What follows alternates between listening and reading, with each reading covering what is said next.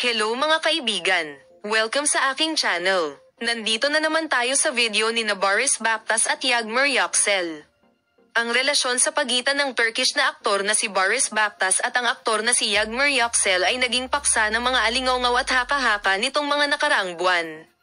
Ang mag-asawa, nakilala sa kanilang on-screen harmony at sa kanilang magulong relasyon sa labas ng screen, ay nakakuha ng panibagong atensyon sa isang romantikong galaw mula sa Boris.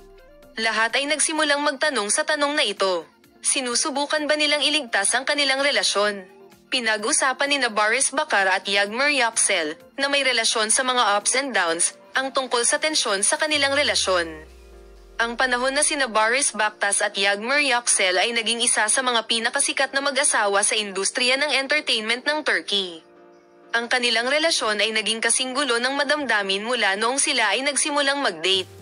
Bagamat hindi kailanman isiniwalat ng mag-asawa sa publiko ang mga dahilan ng kanilang mga argumento, iminungkahi ng mga source na malapit sa mag-asawa na ilang beses na sinubukan ng mga pagkakaiba ng personalidad at mga propesyonal na agenda ang kanilang bono.